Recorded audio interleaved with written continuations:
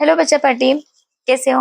Story time कहानी जो जीना सिखाए में आप सबका स्वागत है।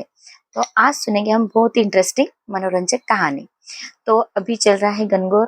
गणगौर के इस पावन त्योहार पर एक बहुत ही सुंदर सी कहानी मैं आपको सुनाऊंगी। तो गणगौर का ये त्योहार मारवाड़ियों में, राजस्थान में बहुत ही उत्साह के साथ और रंग पूरी सुहागिनें बहुत ही पूरे आस्था और प्रेम के साथ इस त्योहार को मनाती है। भक्ति भाव से पूजा अर्चना करती है शिव की और गौरी जी की, मतलब माता पार्वती और शंकर जी की पूजा करती है। तो इस त्योहार को इसलिए मनाया जाता है कि कहा जाता है कि जब शंकर जी और माता पार्वती का जब विवाह हुआ तो तब विवाह के पश्चात वो अपने पिहर यानी अपने मैके आई 15-16 दिन के लिए।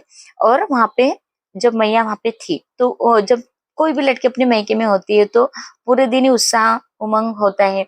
वो पूरे आराम से, है ना, सुकून से वहां पे रहती है अपने मैके में, माता पिता के घर पे, क्योंकि वहां पे कोई चिंता नहीं होती है, कोई टेंशन नहीं, बच्चों का नहीं, घर वालों का नहीं। ससुराल में तो सब जिम्मेदारी पूरी करनी पड़ती है, सबका ख्याल रखना पड़ता है, सब चीजों की रिस्पॉन्सिबिलिटी उसे ही लेनी पड़ती है। मोस्टली घर की, अगर सासू जी है तो मदद करती है, नहीं तो फिर खुद को ही सब संभालना पड़ता है। तो ऐसे ही आजकल सब न्यूक्लियर फैमिली हो गई है, तो हर कोई, किसी को अपनी अपनी जिम्मेदारी तो खुद ही लेना पड़ती है, हम बांट भी नहीं सकते। तो ऐसे में जब माता पार्वती अपने पिताजी के घर पे आई, उन पर्वतराज हिमालय उनके पिताजी का नाम, तो फिर 15-16 दिन उधर ही थी। तो मैया बहुत ही ऐशो आराम से सुकून से वहां पे रहने लगी। और इसी बीच जब 16वें दिन स्वयं शंकर भगवान उन्हें मिलने आए, माता पार्वती को, और उनको लेने के लिए आए अपने घर कैलाश पर। तो उस वक्त कहा जाता है कि उसी दिन से फिर कि शिव जी का, शंकर जी का तो बहुत स्वागत हुआ ठाट माट से। उन जवे राजा भी है ना, और पहली बार माता पार्वती को लेने आए उनका विवाह के पश्चात। तो फिर इसीलिए उस वक्त फिर जमाई जी की और बेटी की बहुत ही आवभगत करते हैं, उनकी बहुत अच्छी मेजबानी करते हैं, बहुत उनको आदर सत्कार किया जाता है, और इसी में ये त्योहार मनाया जाता है। और फिर माता पार्वती और शंकर जी कैलाश पे साथ में जाते हैं। तो इस पावन त्योहार को इसी यादगार में आध्यात्मिक रितिया के तौर पे मनाया जाता है।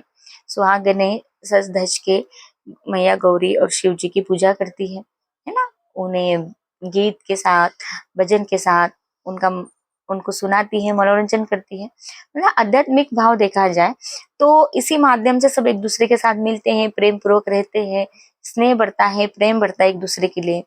कुछ भी चीजें हो चलती है हर किसी के घर में तो थोड़ा सा रिलीफ मिल जाता है। तो इसी भाव से ये लोग त्योहार मनाते हैं। तो हमारे भारत में, हमारे हिंदुस्तान में जो भी त्योहार आते हैं, कितने सारे, अभी गुड़ी पड़वा होकर गया, तो सभी त्योहारों को बहुत ही मिलजुल कर एक साथ सब मनाते हैं, है ना। इसलिए भारत को कहा जाता है अनेकता में एकता। सारे धर्म, सारे सन, जो अलग अलग धर्म के अलग अलग सन है, वो सब एक दूसरे के